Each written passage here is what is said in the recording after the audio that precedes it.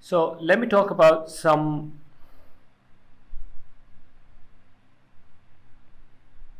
advantages and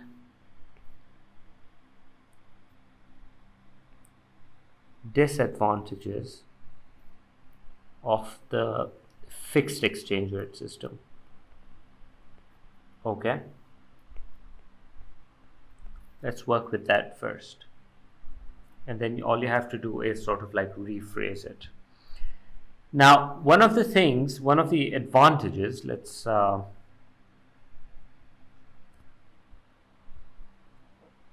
so let's talk about advantages first. Now, clearly the exchange rate is not changing as such, right? It's fixed. Everyone knows it locally, internationally. And so when exchange rate is fixed, it sort of like reduces any kind of uncertainty. Okay. For all economic agents. Who are the economic agents?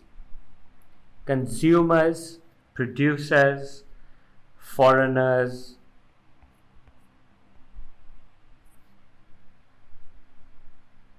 in the country, isn't it? Business will be able to plan ahead, especially if they are importing or even they are exporting, so they know, okay, exactly how much the raw material is going to cost them when it's going to come, or how much will they have to what should they be charging and stuff. Okay, okay, so that's how it's going to be. Now I expect you to be filling in the information about this. What other certainty you might have? Well, it will reduce any kind of currency speculation. Okay? Currency speculation. Now, what is currency speculation? It's about, you know how if you're expecting, like for example, nowadays in Pakistan, they're saying that the dollar might go up to 200 rupees because of certain financial issues. And if people start expecting that to happen, they will act on it and they will start buying dollars today. And that will cause the demand for dollars to rise, and eventually the value of dollars will actually go up. Okay? But at the same time, let's suppose people are expecting that the dollar might go up to 200, but the central government intervenes and say that it's fixed at 167 rupees and it will not rise or fall, and we're fixing it. That means they've put their foot down, and now the currency is not going to change in any way. So now the speculators, there's no point for them to go and start buying dollars. Do you understand that? So the government is going to be manipulating that. Other factors could be something like if the exchange rates are fixed, okay, then inflation may have very harmful effect on the demand for exports and imports. And so because of this, the government is forced to take measures to ensure that inflation is as low as possible. And in order to keep businesses competitive in foreign exchange market, fixed exchange rate जो है, it's going to ensure कि, you know, government policies on inflation जो है, ये fixed exchange rate is the better one. Okay, so that is one of the things. So for example, let's write that it is in the interest of government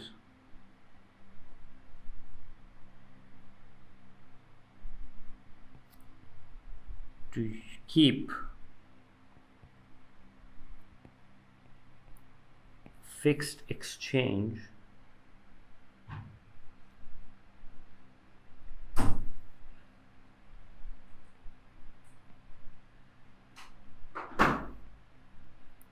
in order to control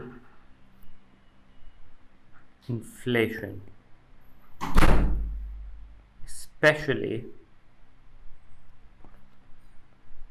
imported inflation. Okay, so a few advantages about the fixed. Okay, mainly it reduces uncertainty for everyone, businesses, foreign investments, and all that. Okay, the first point is large because you're going to talk in terms of consumer spending on imported goods,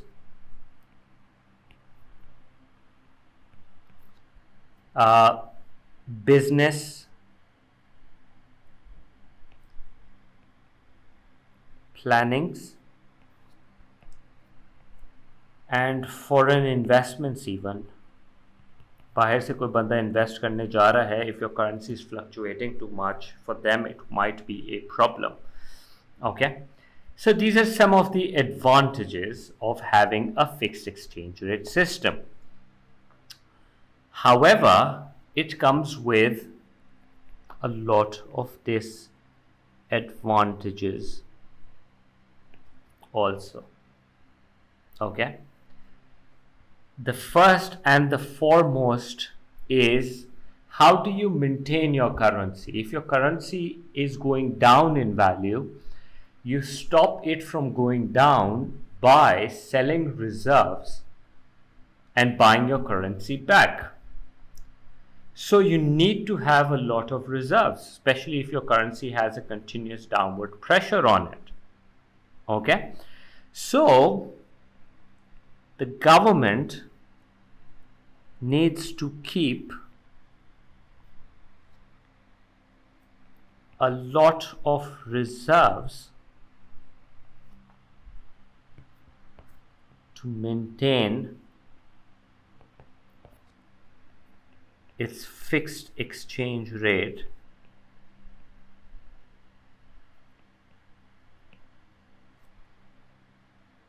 Example, if there is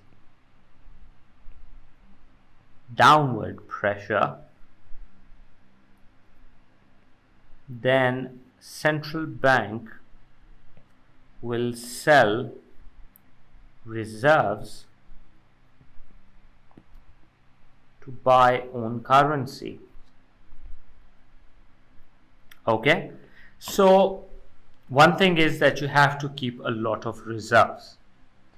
Another problem is that in order to keep reserves, you have to neglect other policies. Okay, so to maintain reserves,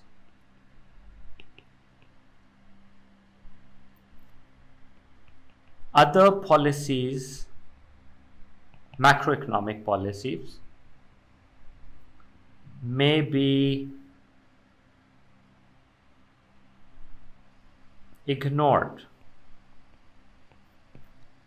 Example, raising interest rate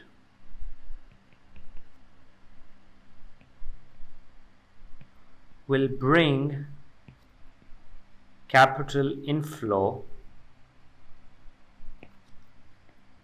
and help build reserves. However, why is that happening? Because the foreigners will see that the country is a lucrative place to invest and park the money in the banks and all. But unfortunately, local consumers and businesses will suffer due to high interest rate. For them, the borrowing is going to go down. For them, investing would not be a good idea in new businesses because it's too expensive to take money from the banks And so definitely what's happening as a result of this is maybe the inflation is going to go up, the economic growth is going to fall down. All right, so inflation will rise and economic growth will fall. Now these are the other two policies, right? What else? When a country manipulates its exchange rate and keeps it fixed, it has trouble with the international trade policies and competing in the world markets, because if you are keeping your currency fixed, you're not letting it go up or going down, you are sort of manipulating. Now, countries which are not doing that, their currency is fluctuating all the time. You might create an advantage for yourself by making your currency weak artificially, which China has been accused of. Many articles, even in there's several case studies in your AS exams, which deals with how China manipulates its currency and keeps it low. And as a result, the international market treats it as unfair game because they are getting unfair advantage. Okay, and that can have international disagreements. All right, and that's a big issue. All right, so let's write that if a country keeps its exchange rate artificially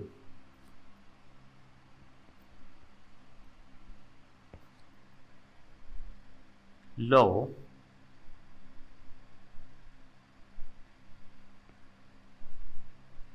this may create international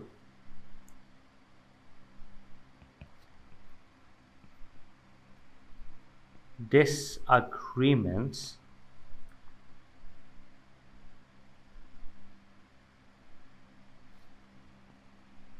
as low exchange rate will give a country unfair advantage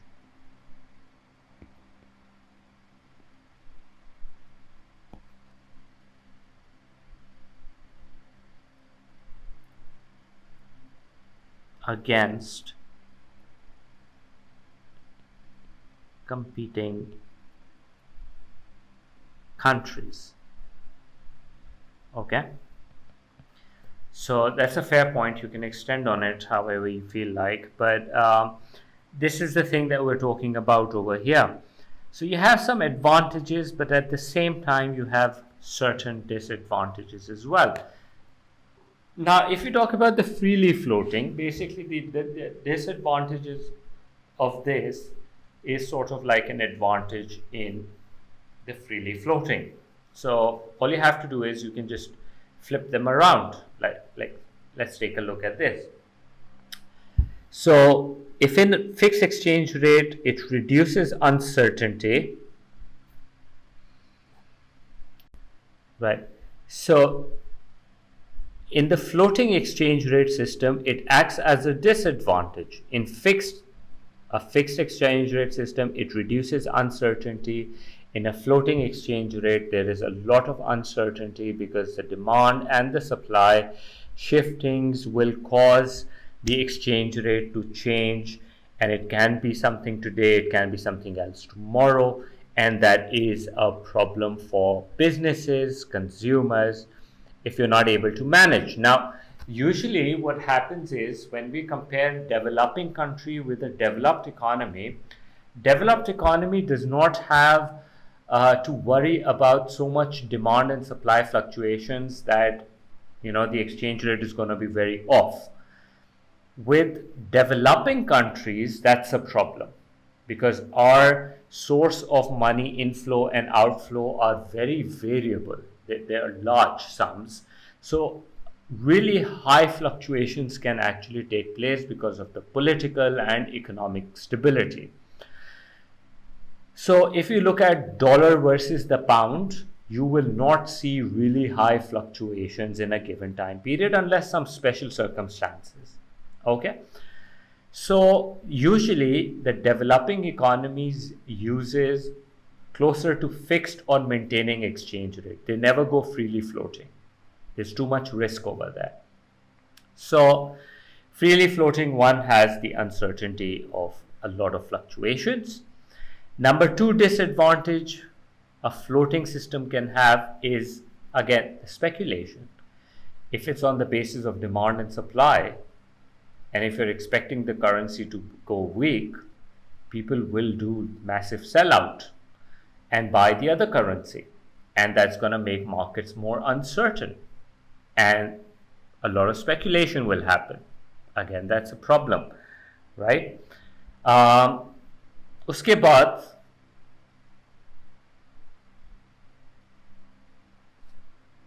another problem would be that if your currency depreciates, then what's going to happen? The goods that are coming from abroad, they will become expensive. And especially if it's an essential good that you're importing, even worse, right? So that might bring cost push inflation into your economy. Fixed exchange rate के अंदर you were able to maintain it, so inflation का problem नहीं हो रहा था. बाहर से जो चीज़ें आ रही थी वो exchange rate में issues नहीं थे. It was maintaining the prices. But if exchange rate is fluctuating, it is a problem.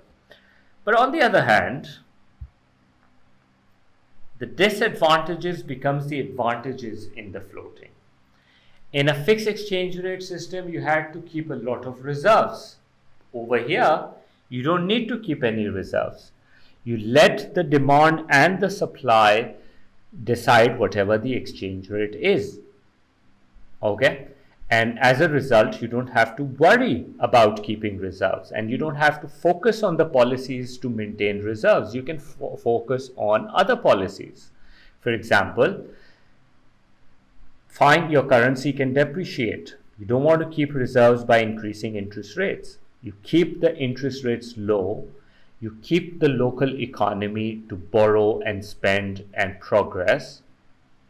If interest rates are not building up, if reserves are not building up, that's not your headache, because you will let your currency depreciate. It's okay. And eventually it will become a self-sustaining economy. If the government continues to intervene, then certain things will never develop. Let me clarify this point.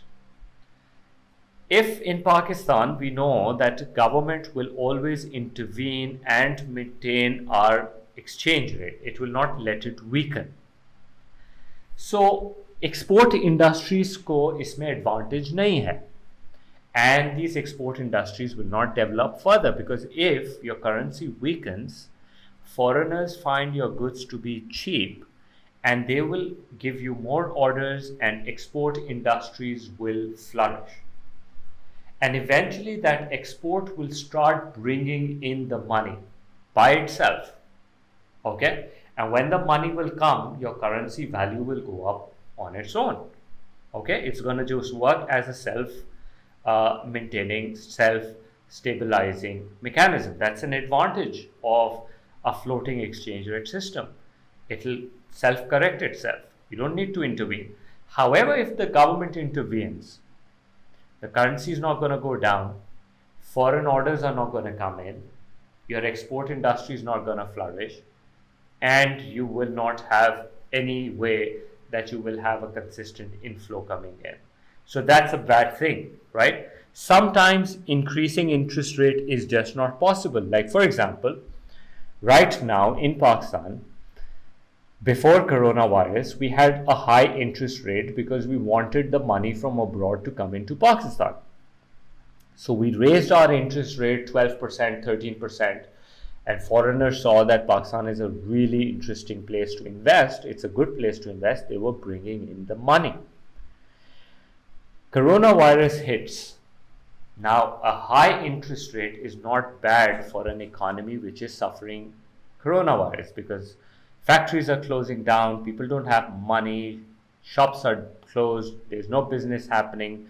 The central government had no choice but to lower the interest rate in order for the economy to get back on its feet. But the problem was a low interest rate discouraged foreign investment and they took their money out. Now your reserves are bad. And that's why we're talking about that maybe the dollar might go up to rupees 200. Now we can't raise the interest rate right now because we're just coming out of coronavirus situation. If you raise the interest rate right now, things are going to go worse. It's not going to improve. We need to try and improve it. So ये आपके advantages, disadvantages हैं. You can go into the notes and you can see certain features about it. Okay.